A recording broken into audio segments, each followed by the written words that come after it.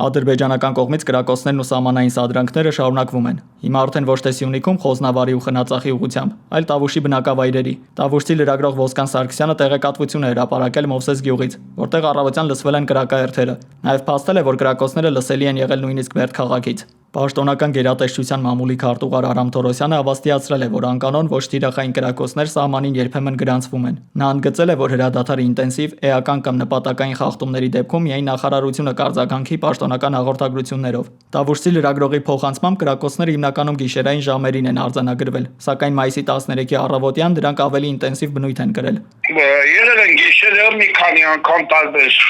ժամերի, անցած լույս, մայիսի լույս 13-ի գիշերը, անցած գիշեր։ Եվ եղել են առավոտյան ժամը 7:20-ից մինչև 7:40 րոպե։ Իսկ ձայներից հասկացվում էր ինչ տրամաչափի են, թե չէ կրակը։ Հրադադարային զենքերից են կրակ։ Բնակիչներն են ասում հրադադարային զենքերից է, բայց այնքան ուժգին է եղել առավոտյան, որ Բերդ քաղաքը, որը Մովսես գյուղից 16 կիլոմետր հեռավորությամբ է գտնվում, այնտեղ լսելի եղել։ Վերջի բնակիչներից լսողներ են եղել ձայները։ Թեև խուճապային տրամադրություններ չկան, Տավուշի սահմանամերձ բնակավայրերը տասնամյակներ շարունակ են լսում կրակաերթեր։ Այնուամենայնիվ, ըստ Ոսկան Սարգսյանի, կրակոցները չեն կարող բացասական չանդրադառնալ տեղացիների տրամադրության վրա։ Չի կարելի ասել, որ ինչ-որ խուճապային կամ տրամադրություններ կան, բայց չի կարելի ասել, որ ձայները իրենց համար ոնց որ հաճելի է կամ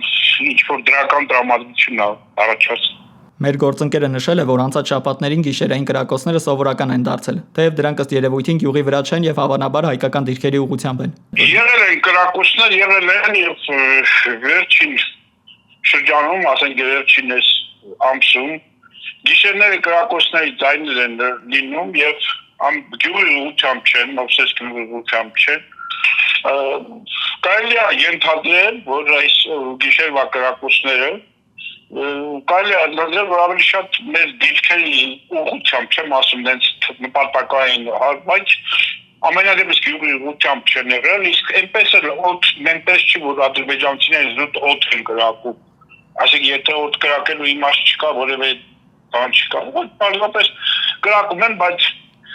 գյուղի վրա չեն կրակում, դե փառք Աստծո, որ գյուղի վրա չեն կրակում։ Տավուշի սահմանին կրակոցների կապակցությամբ ազգային ժողովի քաղաքացիական պայմանագիր խմբակցության падգամավոր Արման Եղոյանը կարծիք է հայտնել, որ կրակոցների նպատակներից մեկն էլ հայ հանրության անդորը խաթարելն է։ Ես հույս ունեմ, որ մեր ժողովուրդը շատ ամուր նյարդեր ունի